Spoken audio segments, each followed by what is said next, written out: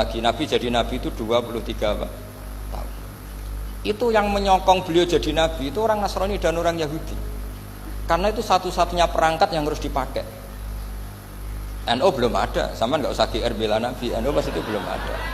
Maulid Nabi itu yang kangelan itu Abu Lahab, bukan pengurus NU. Sampai sekarang dalil Maulid itu masih pakai Abu Lahab. Jadi ini ya NU itu termasuk organisasi yang luar biasa. Abu Lahab itu jadi dalil. Jadi Abu Lahab dengar kalau iparnya, Abu Lahab itu iparnya Aminah, iparnya Sayyidah siapa?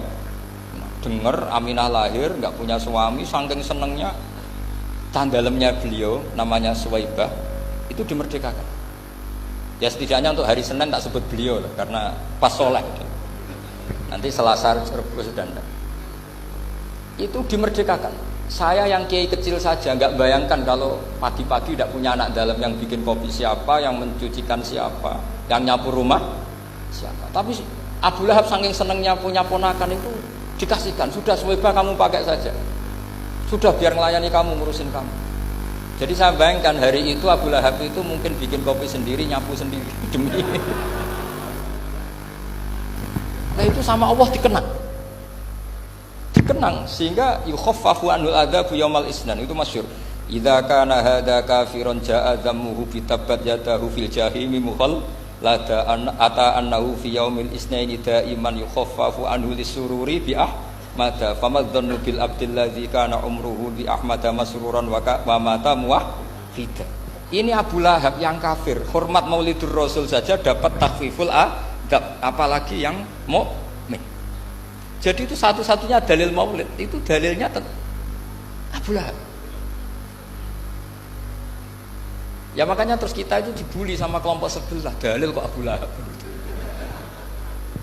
Tapi saya pastikan awal Islam itu yang menjadi perangkat nubuwah itu hanya Yahudi dan Nasrani.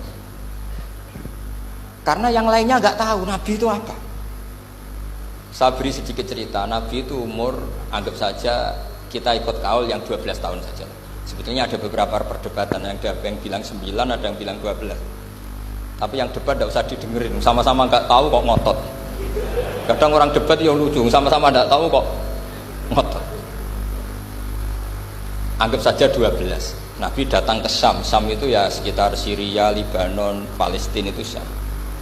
Itu pertama yang tahu kalau beliau Nabi itu ya rohib. Rohib itu terjemahnya ya pendeta.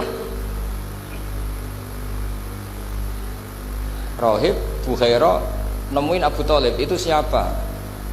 Ini anak saya.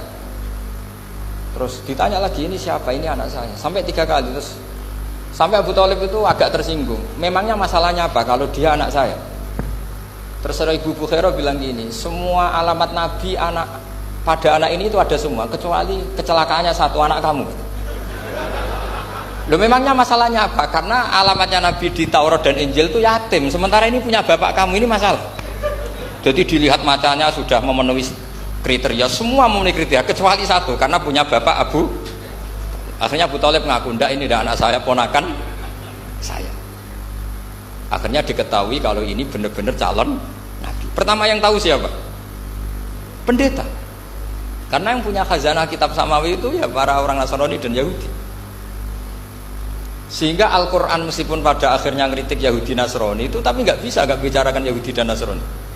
Karena satu-satunya yang masih punya kitab samawi itu Yahudi dan Nasrani, meskipun sebagiannya sudah dirubah-rubah. Alamat pertama itu seperti yang diceritakan di berjanji afi ainaihi humratun, matanya dilihat. Terus perlakuan pohon, saya pernah di pohon itu, pohon nubuwah, itu umurnya ribuan tahun. Itu kalau Nabi duduk misalnya di arah barat, matahari dari barat, normalnya kan kena kesetrong matahari. Itu yang rubah itu dahannya. Jadi Nabi itu orangnya lugu, duduk aja nggak mau mikir. Memang syaratnya Nabi itu nggak boleh mikir, harus ummi itu lugu. Nggak boleh Nabi mikir besok makan apa, terus jabat apa, itu nggak boleh. Itu udah Nabi, itu maklar itu. Nabi itu nggak boleh mikir. Makanya Quran nyifati Nabi itu ma kunta tadrimal kitab walal iman. Kamu itu tidak tahu kitab itu apa, iman itu apa. Jika Nabi itu nggak bisa jumpa pers, nggak bisa. Nabi kok memaklumatkan wasata di mana, nggak bisa. Nabi itu justru bagus keliru pertama jadi Nabi. Nabi pertama ketemu Jibril itu dikira malakul maut, dia lari ketakutan. Zamiluni Khadijah, saya ini takut, itu tadi ada malakul maut, saya takut. Sama Khadijah dikemulin. Jadi Nabi itu nggak tahu kalau itu malaikat siapa? Jibril. Jibril nggak bisa dia kenalan nggak di seminar. Ini malaikat Jibril pernah kuliah di sini, nggak bisa seperti itu. Jibril itu ya aneh. Pertama ketemu Nabi, Iqra ya Muhammad, kamu harus baca ini. Kata Nabi, ma'a Nabi Qur'an, saya tidak bisa baca. Harus bisa. Dipaksa sampai 3 kali, Nabi terjawab, saya tidak bisa baca. Terus kata Nabi kenangnya, Tony, saya didekap, kamu harus bisa baca. Setelah baca dilepas, Nabi lari pulang. Pulang terus bilang ke istrinya, Zamiluni. Ini secara nahwu agak aneh karena mukhatabahnya perempuan satu, harusnya Zamilini. Kalau untuk perempuan harusnya idribi ya, unsuri gitu. Tapi karena Khadijah dihitung ahl itu keluarga, maka Nabi pakai khitab apa? Mudzakkar jamak Zamiluni. Jadi Nabi nggak tahu kalau pertama jadi Nabi. Karena syaratnya Nabi harus ummi. Justru karena ummi itu orisinil, semua yang dikatakan Nabi pasti dari wahyu. Nah, sing hati Nabi sampeyan mikir, saya besok ngomong apa ya supaya orang tertarik. Makanya kamu nggak akan jadi Nabi.